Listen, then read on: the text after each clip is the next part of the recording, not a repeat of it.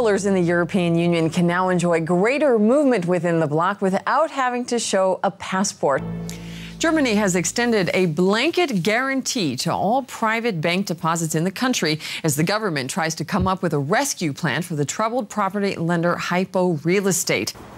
Well, for more on Hypo Real Estate, our business reporter Brent Goff joins me now in the studio. Now, Brent, is Germany headed for the same bailout scenario as we just witnessed in the United States? Yeah, well, it certainly feels like it. Now, let's bring this down to the consumer level, down to you, myself. We have savings here in Germany. Are we going to start seeing people lining up outside the banks, pulling out all their savings? Yeah, I mean... Cat lovers are focusing their attention on New York, where the 5th annual Cat Championships are taking place this weekend. The competition has become one of the largest of its kind, but it's not just a beauty competition. Well, Berlin is a city that lives, breathes, and eats art. Aside from being a mecca for contemporary art, Berlin's numerous public museums offer tourists an unforgettable array of paintings and history. And this mostly thanks to the Prussian Cultural Heritage Foundation, which is marking 50 years in existence.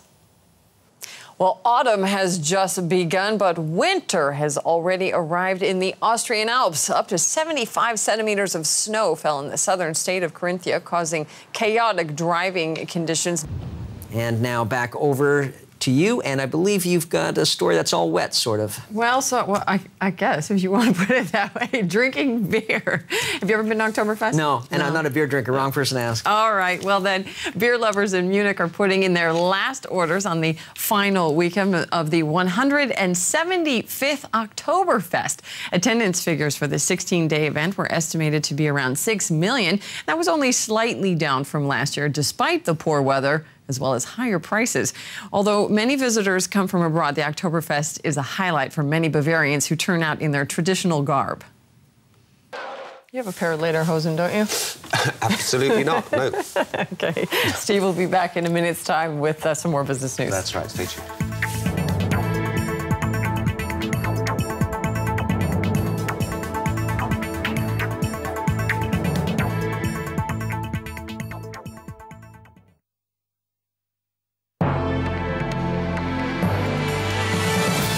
Hello and welcome to this special edition of The Journal here on DW TV in Berlin. I'm Meggin Leigh. And I'm Peter Dole. Welcome. Our top story at this hour. History is made as Barack Obama is elected the next president of the United States. He tells America that change has come and he calls on the nation to unite.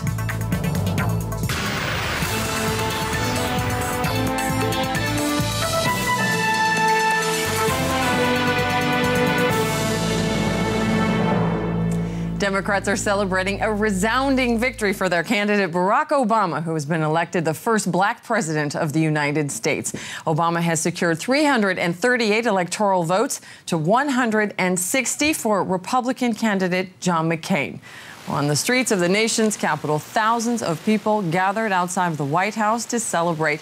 Obama himself was in Chicago, where he held a victory speech at Grant Park. He told his supporters that change had come to America, and he called on all Americans to unite.